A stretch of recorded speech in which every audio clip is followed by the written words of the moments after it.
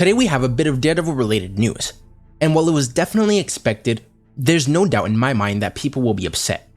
The first bit of news comes from Jared Cornell from the Diz Insider, who said that I'm hearing they're not bringing Finn Jones back for Iron Fist.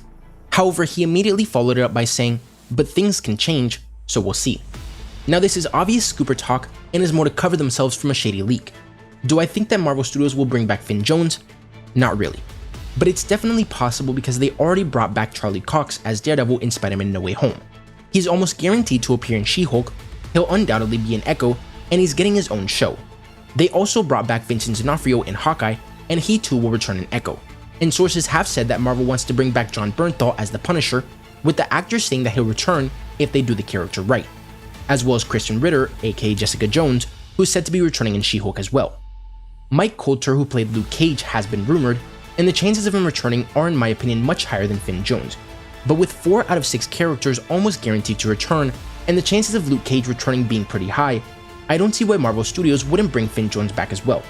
With a great script and the MCU allowing him to have completely different interactions that might fit the character better, like Shang-Chi for example, because I'm seriously hoping that Shang-Chi 2 is the Legend of the Iron Fist. I don't see why they would recast. We also know that Jessica Henwick, who played Colleen Wing, was offered a role in Shang-Chi, but she turned it down because she didn't want to remove the possibility of her returning as Wing later in the MCU. Now take this as you will, but from what I can tell, the Diz Insider's recent scoops haven't been correct at all. So you know. But anyways, another character fans want to see return is Bullseye. More was set up for the character at the end of Daredevil Season 3, but with Daredevil's direction in the MCU being unknown, I don't think Bullseye will be the main villain in the Daredevil Disney Plus show. He of course could, but with Charlie Cox saying it's been a few years since the Netflix series and the character had been born again, I figured they'd save him for later. But according to the Den of Nerds, and corroborated by My Time to Shine Hello, Bullseye could be the villain in Echo. MTTSH was also then asked if the Daredevil show in the MCU would be rated R or PG-13, and she gave an answer which will upset that portion of the fan base that's hellbent on Daredevil being dark and blah blah blah. Because according to her, the show will be PG-13. Now I've said this plenty of times before, I don't think you need to make Daredevil R to make him work, and especially with Disney Plus and the MCU, where literally everything has been PG-13, it would fit better and not completely cut off the younger fan base, but at the same time, I would prefer it to be more mature.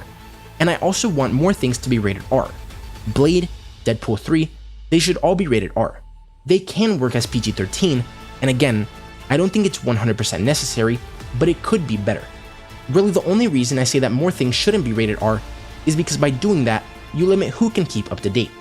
And with the MCU being chronological, not watching WandaVision, for example, will leave you with questions in Multiverse of Madness.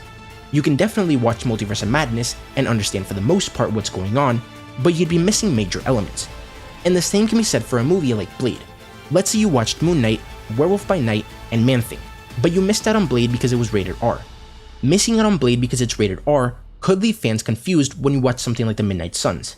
I don't see them setting up the Midnight Suns in Blade, as that'll most likely be done in the actual Midnight Suns project, but if you see Blade building this team, fans that didn't watch Blade will have questions as to who the character is, why he's building the team, how he's connected to these characters, etc. So let me know what you think about projects being PG-13 or R and how it affects younger fans.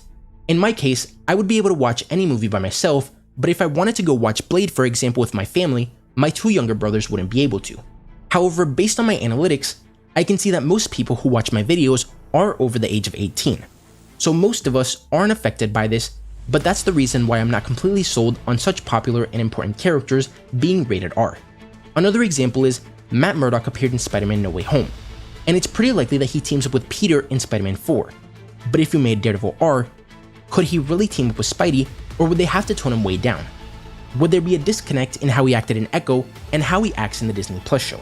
I don't know, but I feel like those are things we should think about even if most of the fan base are adults, because we still want these characters to be rated R.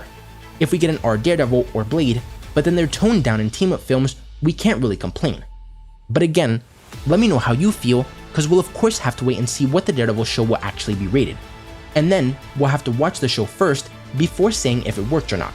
But with fans begging for Daredevil for so long, we shouldn't discount the show if it does end up being PG-13 before we actually watch it, right? So let me know what you guys think about all this. What do you think of Marvel Studios either bringing back Finn Jones or recasting Iron Fist? Would you like to see Bullseye in Echo, or should they save him for Daredevil? And what do you think of the Daredevil Disney Plus show being rated PG-13, and of other characters and projects being rated R in general? If you enjoyed the video, don't forget to like, comment, subscribe, and turn on post notifications so you will never miss another video. Thanks for watching, and remember to wash your hands and stay safe.